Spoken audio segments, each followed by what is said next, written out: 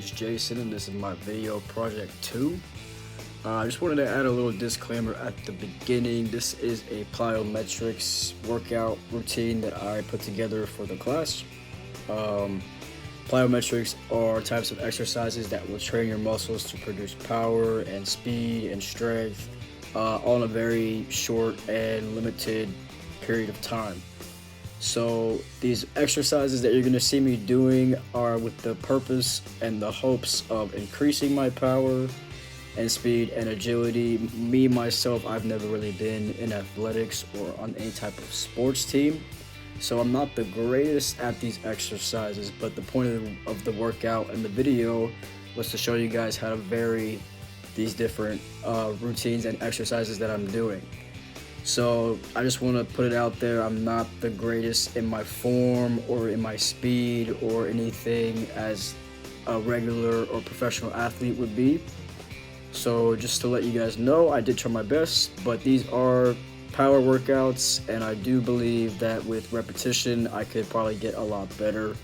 But for the video, of course, it's mainly just to show you guys what type of exercises you can do and what type of variations you can add to that exercise. So yeah, so I'll get right into the video.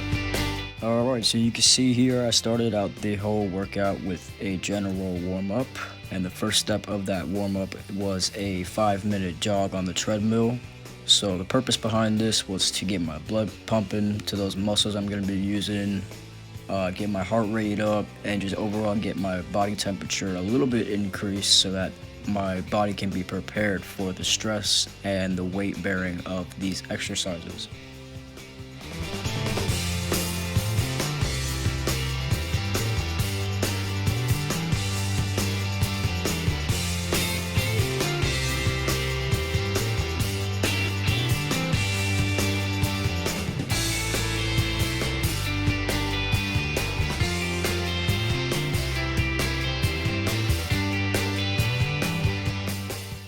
So things to look out for on a simple treadmill jog. You do want to make sure that you got a nice steady pace going, that you're not going too slow or too fast. It's not a sprint, it's a jog, but you don't also want to be catching up to the front of the treadmill too much. So you can see I'm kind of pressing the buttons here and there just to vary that speed so I can get it to where I'm comfortable and make it a nice, easy process for the first start of the workout.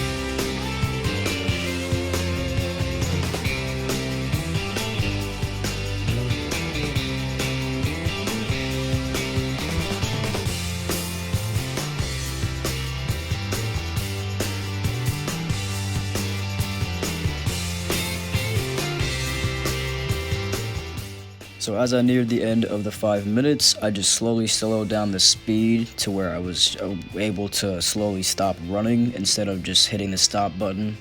And then I just moved on to the second part of the general warm-up, which was a dynamic quad stretch to get those quad muscles activated and ready for any type of squats or lunging that I'm about to be doing. And so with this, common errors, you just want to make sure that you keep the leg in motion, that you're not holding it to the buttocks for too long, because you'd actually be doing the opposite of activating of the muscle. So just make sure you get a nice, easy rhythm going. You can see I'm grabbing my foot until it touches my buttocks, and I felt a stretch at the quad. And then I'm just doing the other side just to even it out.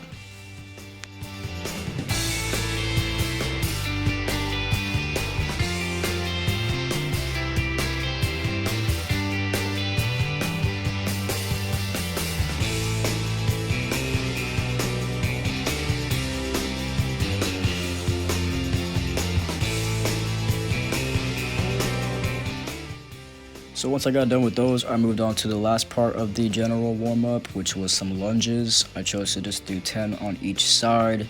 My legs got kind of cut off, but I did try to get my knee to almost touch the floor, if not touch the floor, with each lunge. So you want to do that also. And then just, of course, with any lunge, you want to make sure your knee is not passing your toe of the leg that's going out in front of you, because you'd be bending forward far too much.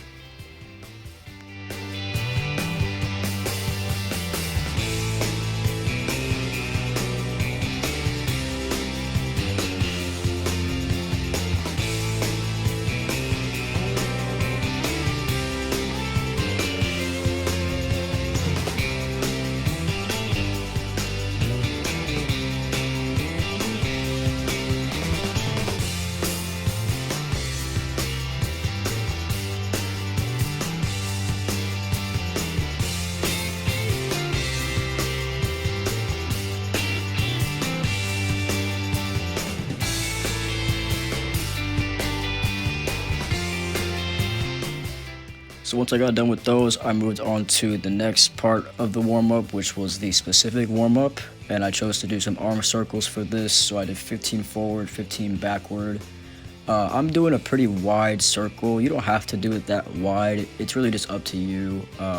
Small circles, medium circles will suffice also. You just really want to focus here on getting that full circular motion, the circumduction of the shoulder.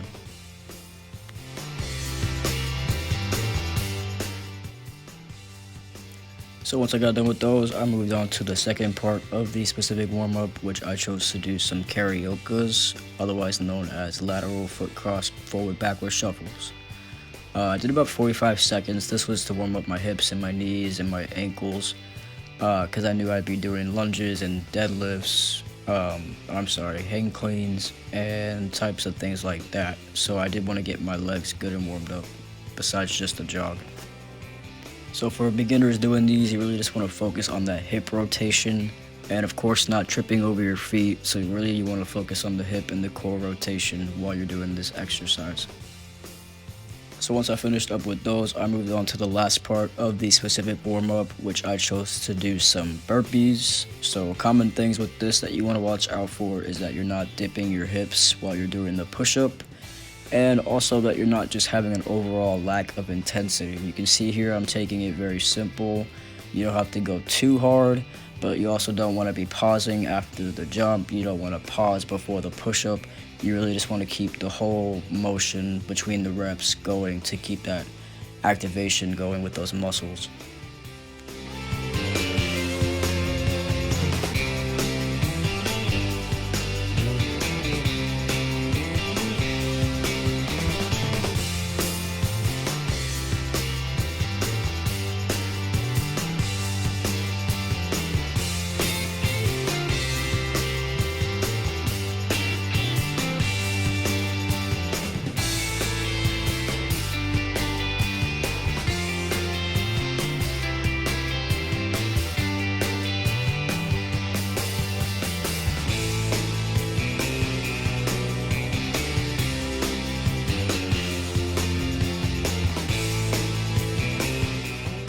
So once I got done with those, I moved on to the first part of the main program, which was the first modality, lower body plyometrics. You can see here that I chose to do some jump squats. So right now I'm just doing the standard jump squat where I'm aiming for that 90-degree angle at the knee and just trying to keep the rhythm going, not pausing in between, and trying to jump as high as I can at the same time.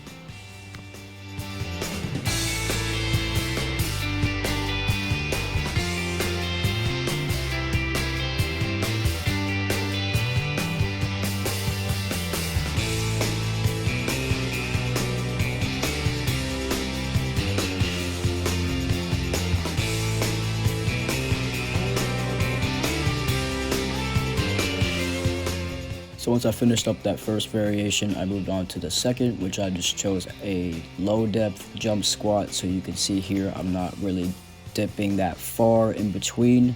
So of course, this is gonna be one that's a lot easier for beginners or people that don't have as much strength in their thighs.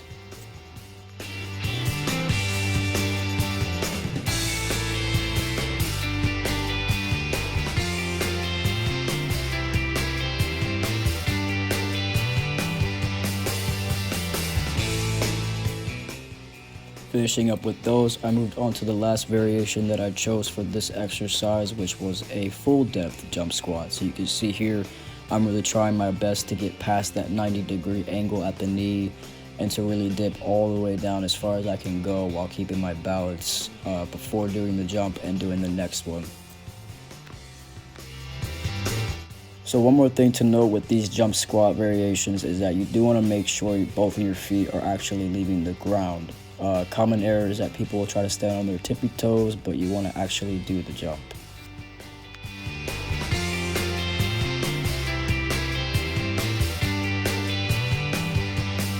Alright guys, so before I show you the next one, I did want to add another comment in there. The next exercise that you're going to see is the lower body plyometrics, which I chose the depth jump. You're going to see me doing it on like what looks like a little over a foot tall box. That's because I'm not particularly the tallest. Just like any plyometrics exercise, but especially with the depth jump, they are very taxing on the joints and on the body in general. So you really want to make sure that with these, you're doing it what's fit for you. So somebody that's a lot shorter should not be using a super tall box or even like a 36-inch box. It's not ideal for your joints there. So you want to make sure that you're achieving the goal of the exercise, but you're not risking yourself for injury. So with this one, it's also important that you take a decent amount of breaks between the sets. Of course, you're not going to see my break time because I just cut it with the editing, but you should take anywhere from like a minute to 5-minute breaks in between each set of 10 reps or whichever reps that you decide to do. For beginners, it's recommended anywhere from like 6 to 10. And then of course, for people that are more experienced with this type of movement exercise, it's gonna be a lot longer, or a lot more, I should say. So just little things to recommend to you, whoever's watching. So yeah, we're gonna jump right into it. All right, so jumping into it, you all will see my first variation and also my little dog. My first variation was the standard depth jump. So you see I'm just jumping straight off the box. Sorry, not jumping, really just like you want to have your foot dangling off and you want to just let gravity take you to the floor. And then of course, when you're jumping, you want to make sure you're not spending too much time on the ground. The goal of the exercise is to really minimize that amount of time that you're on the ground so you can maximize your reaction time. So you'll see here, I'm just taking a small little second in between each one just to get myself, prepared and just make sure I'm having good form throughout each rep.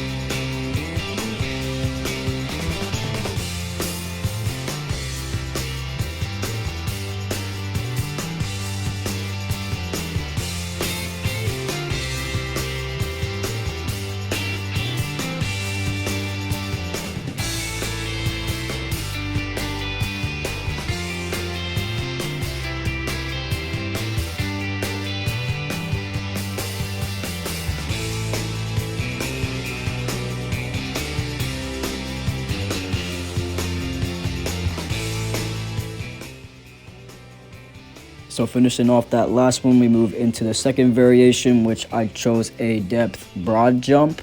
So you'll see here, I'm just really trying to get as far away from the box with that really minimal ground contact time to increase my reaction time in this way. This one is a lot harder because it takes you more time to prepare yourself for the leap forward rather than a leap upwards. So this one is a bit more tough for those that are not as experienced, but it is doable. And of course, just be careful that your ground is not slippery so that you're not prone to falling, and that your box is nice and stable for the reps that you're going to be doing.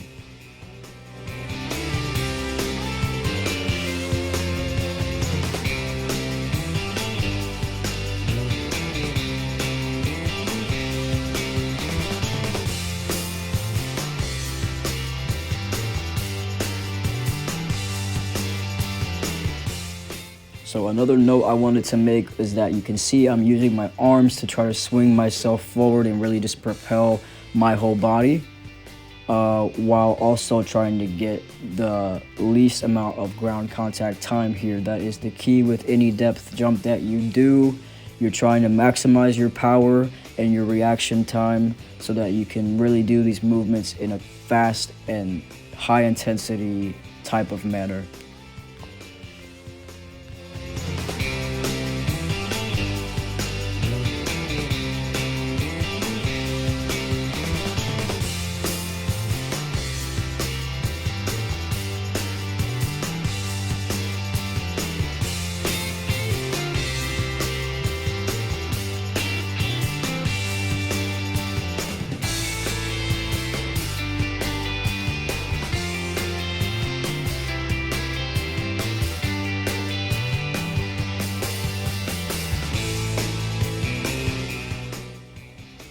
So that finishes off the second variation, and for the last variation, I chose to do a depth tuck jump. So you'll see here with the first one that I am trying to tuck my knees into my chest when I jump up, and trying to jump up as high as I can with that tuck. So it's the same key as the other ones. There goes my other little dog. It's the same key with the other ones. You're just trying to really minimize that ground contact time and just trying to just completely propel yourself as fast as you can.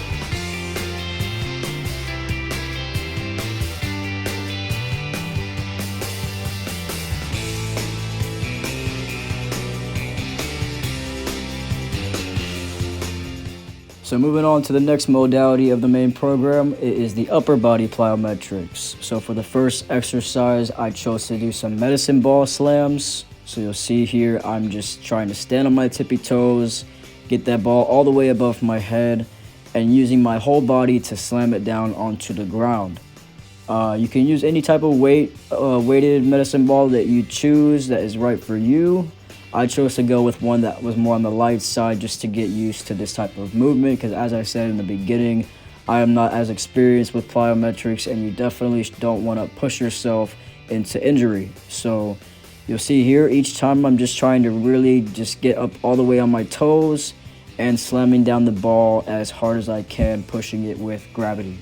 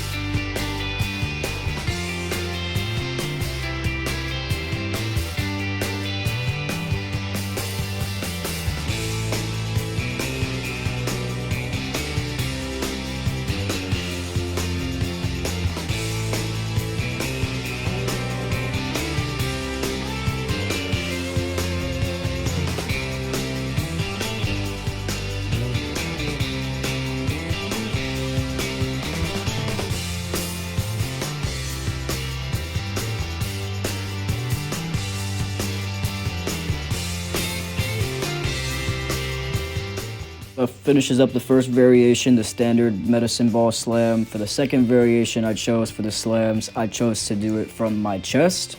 So just changing that position of where the medicine ball is being launched from. This one is obviously a lot easier because you're not having to worry about bringing it up and above your head. So this is a good one for people that are not as advanced. But you still want to try to get all the way up on your tippy toes with this one, and really just trying to use your forearms and your biceps to just push that ball down as fast as you can and as hard as you can for the plyometric purpose.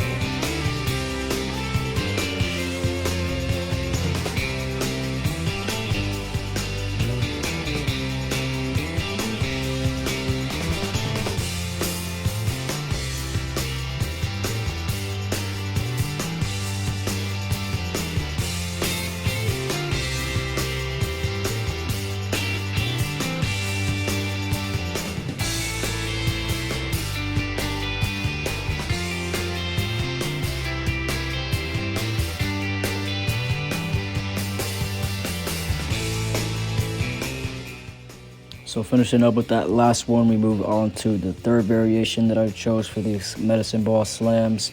I just decided to do a standard slam on my knees. So this is, of course, not changing the position of the ball, rather changing the position or the stance of your lower body. So with this one, obviously you're not going to be able to stand up on your tippy toes, but you do want to just really try to extend the arms and the whole torso as far upwards as you can in order to get the maximum travel distance for that medicine ball before it hits the ground. So again, just really trying to force the ball down with gravity assisting you, and trying to get the good contraction in the arms, the shoulders, the chest, the core, pretty much your whole upper body for this one.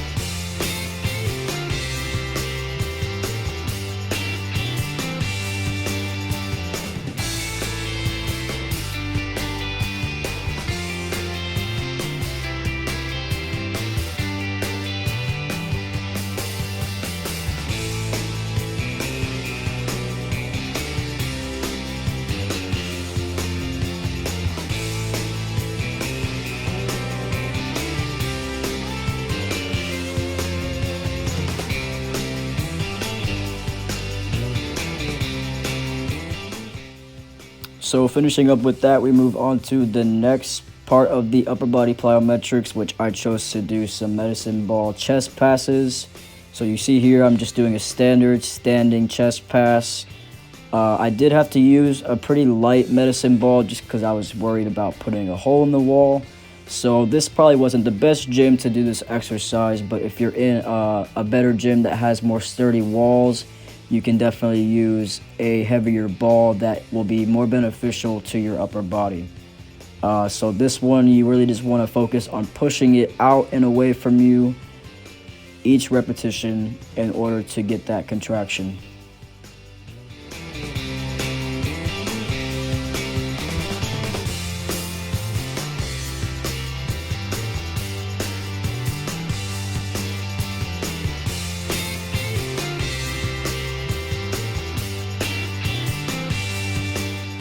That finishes off the first variation. For the second variation, I decided to do some kneeling standard chest passes. So here you'll see that I'm on my knees. Again, just trying to really propel that ball straight out in front of my chest with each repetition.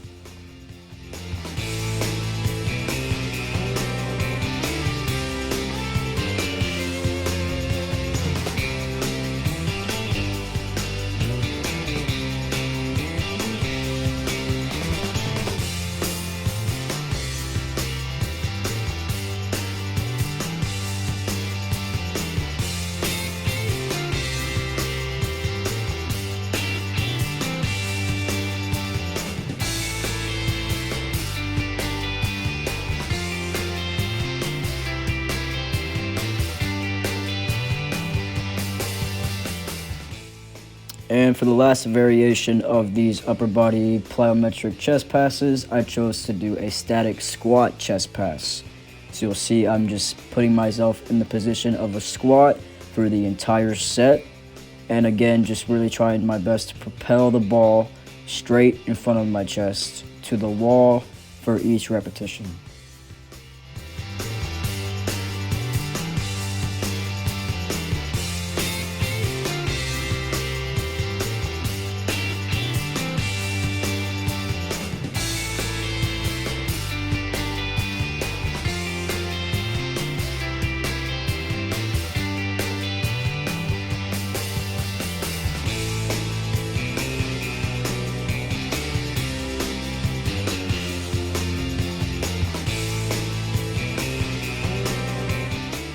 So that finishes up that modality, and the next modality was the Olympic lift cleans. You see here, I have to use a microphone stand. I did not have access to a gym that had a barbell this weekend, so I did have to do these cleans with the somewhat heavy microphone stand. For the first variation, I did a high hang clean, so you'll see here my bar is starting a little bit above my knee, and I'm in that somewhat squatted position. Of course, I don't have to lift up as much or jump up as much to get the bar where I need it because it's not very heavy. But with a regular clean, you would have to do that. So that's a common thing that you want to look for in your form.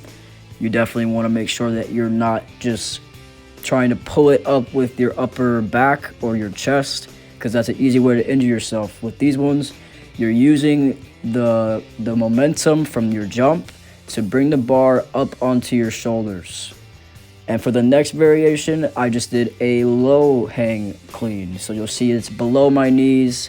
This one is kind of broken up into steps a little bit more because you have to get your knees up out of the way and then continue dragging the bar along your thigh as you're pulling it up towards your chest.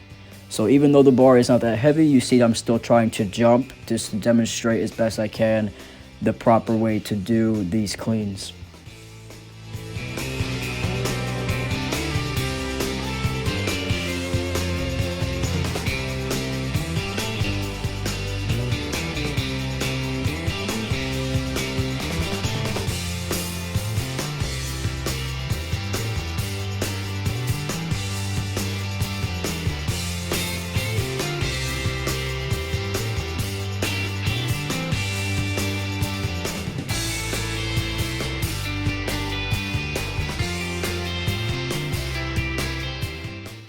So finishing up with that variation, we move on to the last one, which I decided to do a middle hang clean. So this is a hang that is right at the knee. And of course, it's not going to be as hard as the low hang, and it's going to be a little bit harder than the high hang because of that depth of where the bar is starting out. But of course, for all of these, the form and the focus is the same. You want to make sure you're using the momentum of your body, of the jump, of the dip, to bring the bar up to your shoulders, and you're not resting it on your wrists. In the final position, it's resting on your shoulders, and you're in a semi-squatted position. So that's the proper way to do a hang clean, because this bar is supposed to be very heavy, and so you want to make sure that you're handling the weight with care and you're not putting way too much stress on your body and on your joints and muscles. So that finishes off that one. And for the next Olympic lift clean, I decided to do a hang power clean. So the first variation, I decided to do the same order, which was the high hang power clean. And the only difference between this and the regular hang clean is that you're going into a much deeper squat at the final position. So you'll see here, I'm bringing it up and then squatting down a lot farther than a semi-squat in order to do the full power hang clean. So this one is very important that you don't put too much stress on your back, and you really want to rest that bar on the shoulders, just like with any other Olympic lifts.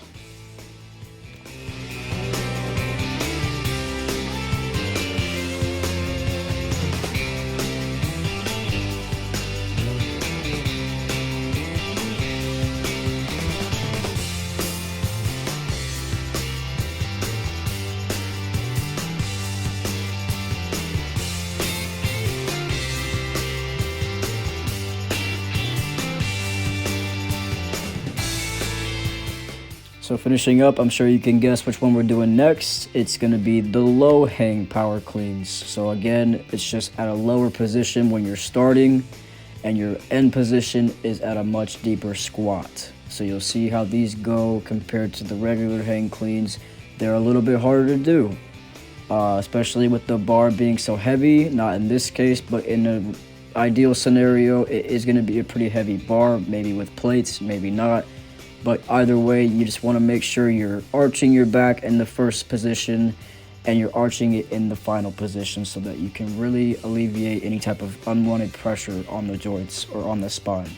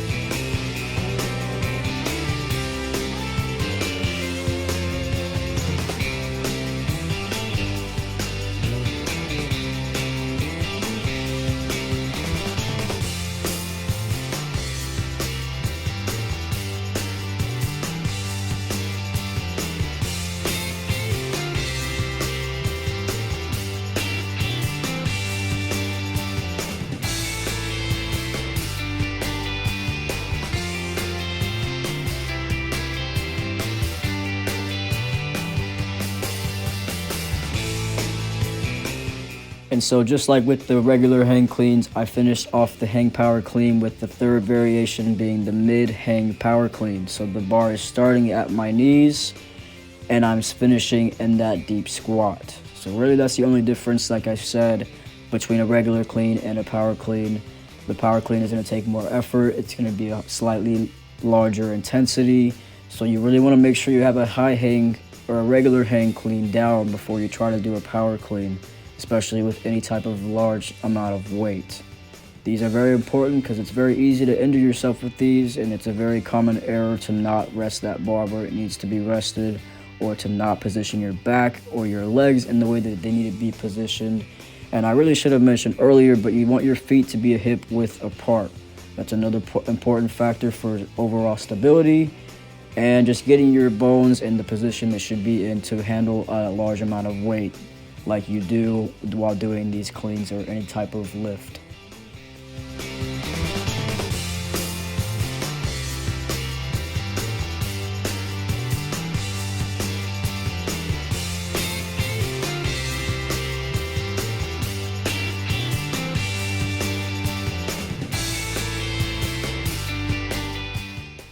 So that's finishing up the Olympic lift cleans. The next modality of the main program was Olympic lift jerks. So you'll see here I started off with a split jerk, my first variation being a standard split jerk. So you're seeing I'm starting out, instead of the bar hanging, I'm already having it rested on my shoulders and my collarbone.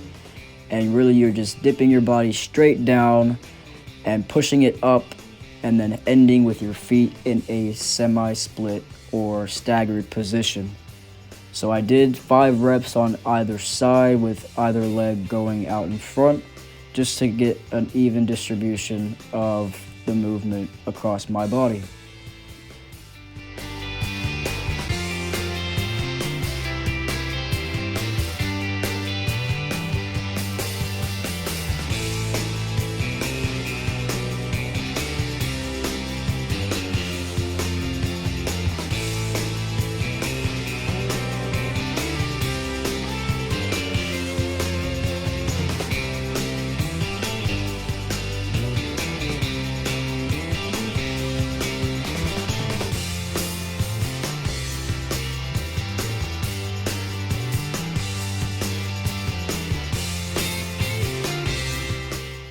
So that finishes off that variation. For the second variation, it was a behind the neck split jerk. So instead of resting it in front of me for the starting position, it's rested on the back of my neck. And of course, this would be a lot harder to do if I had a much heavier barbell. I had to DIY it, so that's what I did for the video, just for demonstration purposes.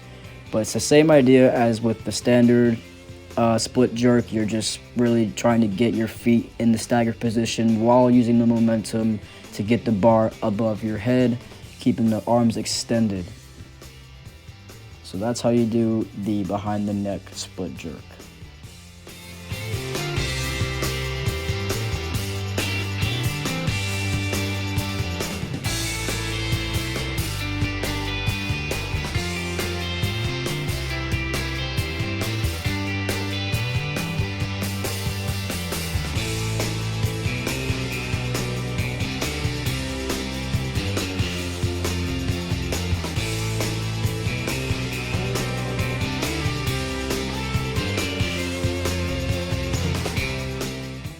So with that last one, that finishes the second variation. For the third variation, I decided to do a split jerk balance. So you see here, my feet are not starting in the same position. I'm already in the split stance, and instead of having to move my feet, I'm having to balance my staggered stance while I use my dip to propel the bar above my head.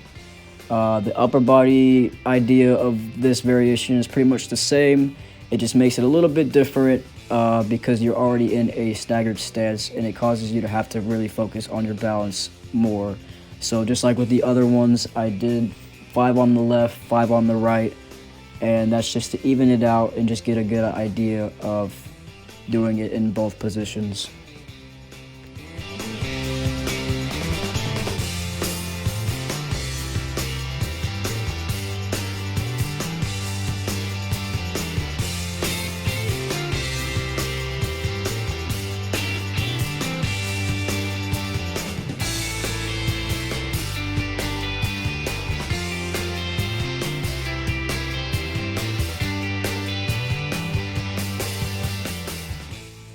So that finishes off the split jerks. For the next Olympic jerk, I did a push jerk. So for the first variation, I did a standard push jerk, a set of 10 reps.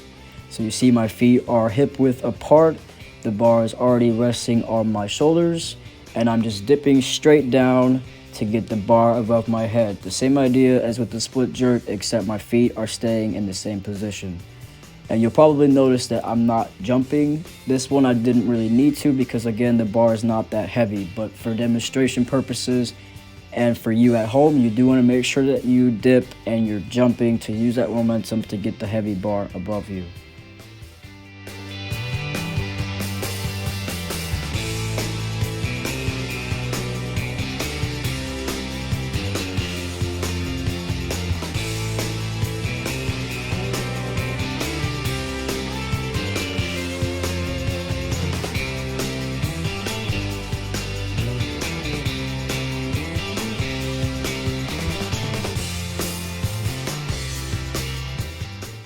So that concludes the first variation of my push jerk. The second that I chose was the behind the neck push jerk. So you'll see here the bar is starting behind my neck rather than in front of my neck. And besides that, it's pretty much just the same thing. Feet are hip width apart. Your hands should be on the bar just slightly outside of your shoulder width. And you're just dipping straight down to get the bar above your head.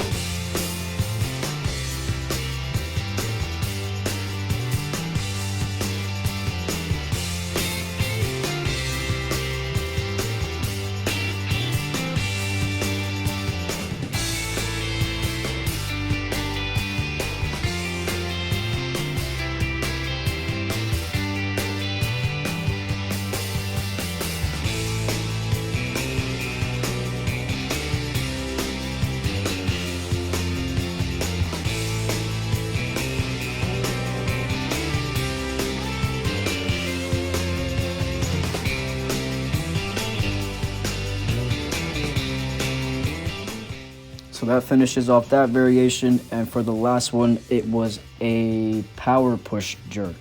So you'll notice that my final position is different because I'm in a much deeper squat. If this bar was very heavy, I might not be able to go down as far, but you really just want to try to dip as low as you can to make it an actual power push jerk. So my feet are staying in the same position, my starting position is the same, but my end position should be a much deeper squat in order to consider it a power jerk.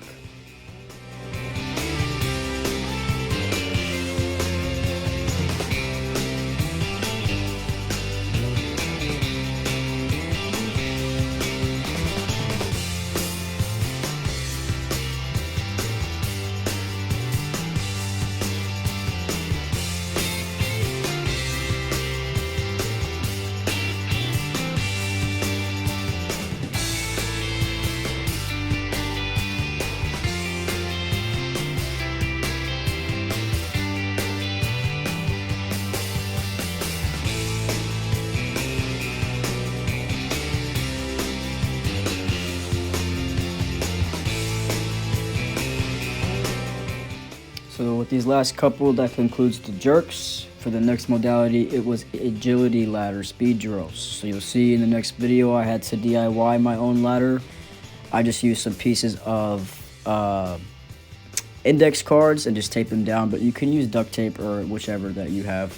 So for the first variation of my lateral side steps, I did a standard lateral side step with just 2 in, next box, so-and-so.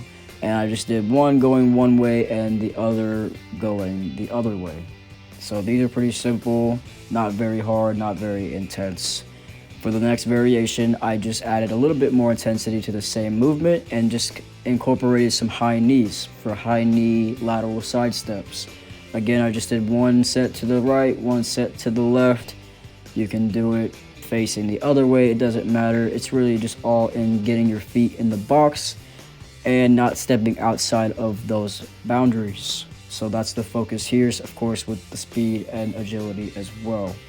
And then for the last variation, I did some lateral side step in and outs. So you'll see it's different because I'm stepping in the box and then out of the box, in the box, out of the box for the whole set.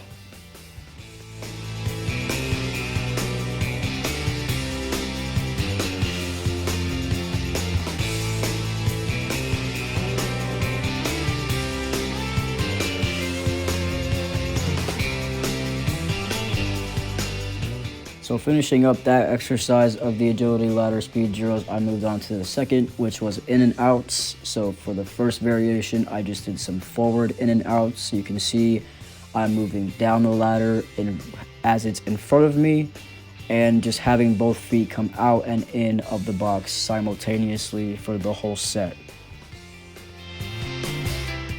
So moving on from that, I did my next variation, which was a simple backward in and outs. You can see that instead of the ladder being out in front of me, it is behind me and I cannot see exactly where I'm going. So this one, of course, causes for more conscious awareness, spatial awareness, and it's going to be a little more difficult in that aspect.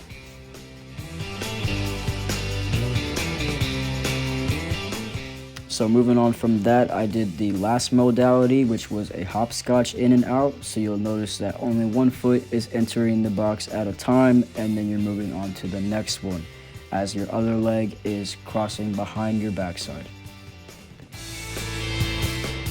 And as I mentioned in the beginning of the video, I am not the best representation of how to do this because I don't have as much agility and speed as an athlete would. So really just try your best. It's for anybody to try out. So for the next modality, I did some tennis ball reaction drills. So you can see my girlfriend's helping me out with this one. She's doing some tennis ball drops. For the first variation, it was just a hands by my side type of deal. So she's randomly dropping the ball as I'm trying to react as fast as possible to catch it. So I did this set in a design where I just wanted to catch it 10 times. So any type of failure that happened did not count towards the rep count.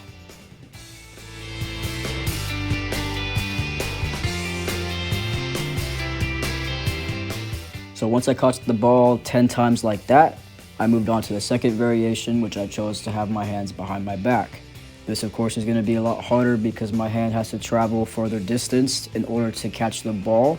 So it's requiring me to be a lot faster, despite I'm kind of bad at it because that ball is really squishy and bouncy and not the same as a tennis ball. But this whole video was pretty DIY, so might as well keep the spirit. Didn't have a tennis ball. So you can see here, I'm trying my best to make the 10 catches, and that's just how I designed it. Of course, it's up to you how many you want to do or what type of design you want to do, whether failure will count or not.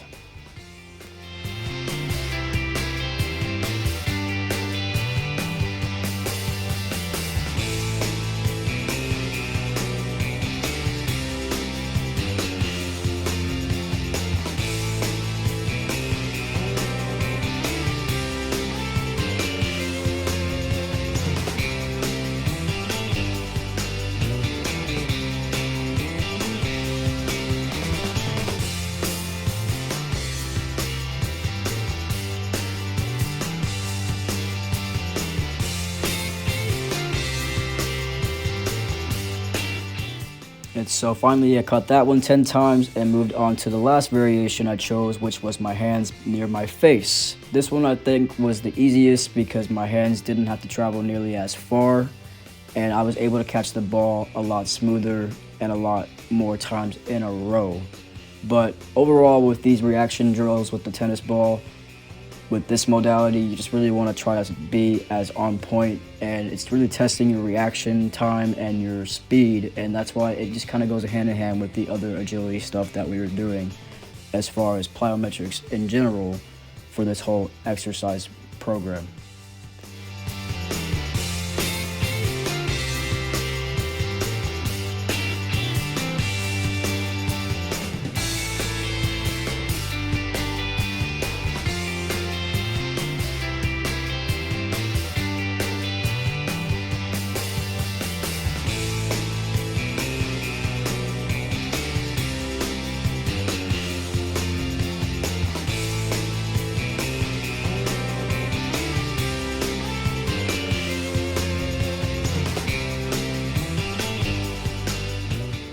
So finishing up that exercise of the last modality, I did the second one, which was some tennis ball dribbles. So for the first variation, I did a single hand dribble.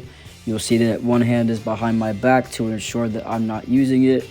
And I'm just trying my best to dribble that ball as steadily as possible for a minute long. So you can do as many successful dribbles or you can time it. It's up to you. Like I said earlier, this ball is very plush and soft, so it was hard to keep it bouncing a lot. So I really had to focus the amount of strength that I used in order to keep it in the vicinity that I wanted to keep it in. But you know, with these drills and this modality, the reaction drills with the tennis ball or the ball in general, your main goal is to just try to better your agility and your speed and your reactions. So even though I'm not that great at this one, I still feel that I did that and that I achieved that purpose behind the exercise. So the next variation I chose was to do an alternating hand dribble. This one was definitely a lot easier because I was able to kind of catch the ball a lot better when it was going in a certain direction because I was using both of my hands. So this one's definitely easier than the first variation that I chose.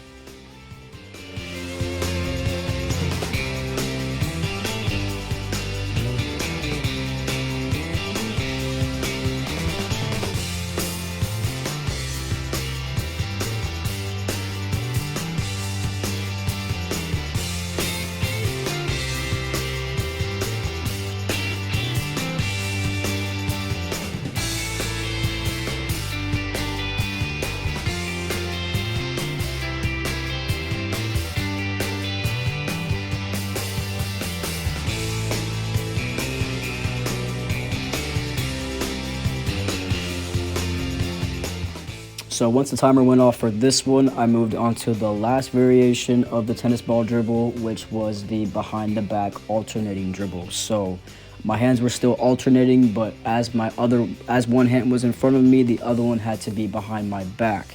So this one definitely made it an easier exercise, more difficult, but I feel like I did it pretty well. I mean, this one I did kind of the best with as far as keeping the ball where I wanted it to be. So maybe in a weird way, behind the back helps me not hit it so hard or something. But yeah, so I timed this one for a minute also, and it went pretty okay given the fact that that ball really sucked. So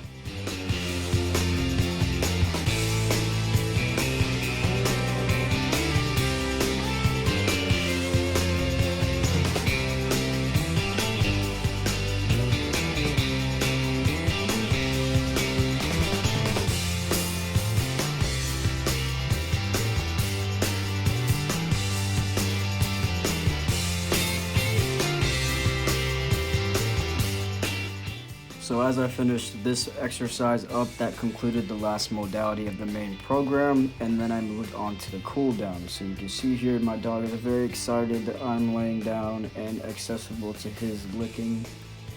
But for the first part of the cool down, I did a lying leg raise. So I just held that for a minute long and tried my best to keep my leg straight and my foot flexed towards my face so that I could get the full benefit of the stretch all the way down the backside of my leg.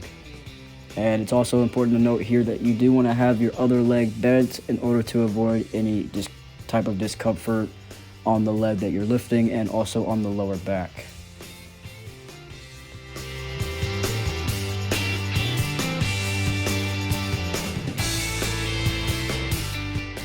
So finishing up with that, we moved on to the other side. I had my dog in the other room for this one. But yeah, same thing on this side, just really trying to get the leg as high as possible into the stretch. You don't want to pull into pain or discomfort or anything like that. And then just keeping the toe pointed towards your face will make it just fine.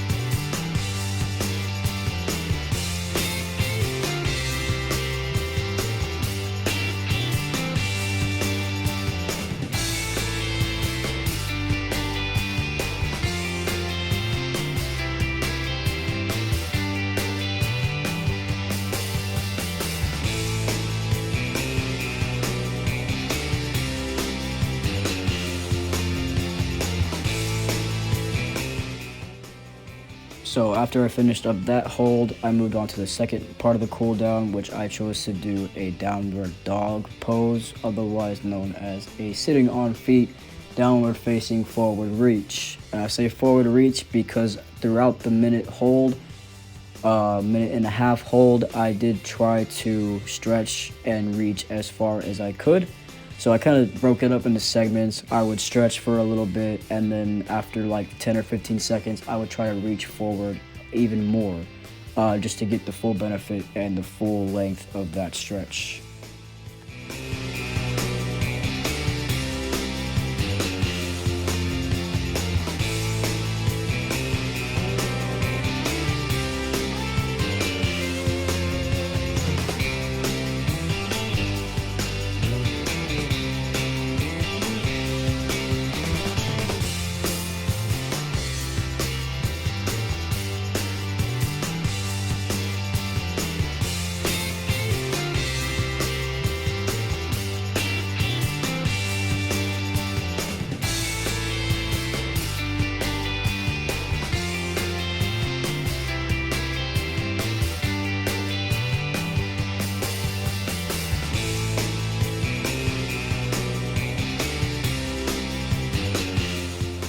So finishing up with that, I moved on to the last part of the program, which was the tricep stretch. So you want to use your opposite arm to pull your other arm down to the middle of your back, and you're just trying to stretch as far as you can without pain or discomfort to get the triceps really nice and deactivated after your workout.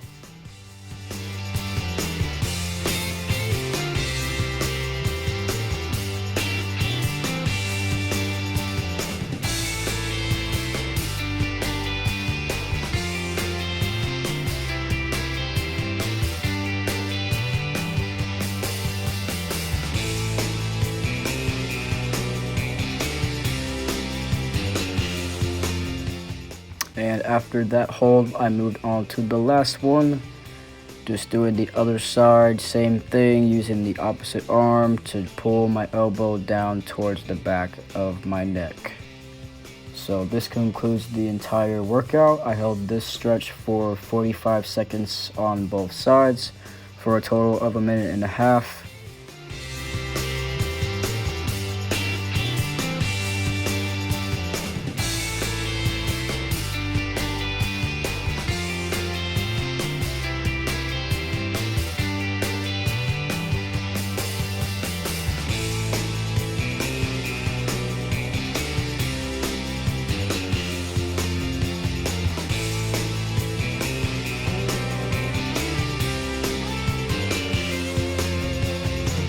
Alright, so that concludes the plyometrics exercise program that I put together for this class.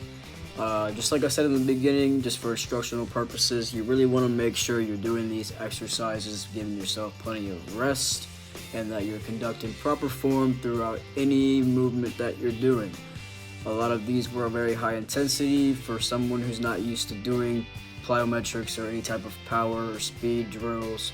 So like I said, just give yourself time to conduct a movement properly before adding any type of weight or making it any harder.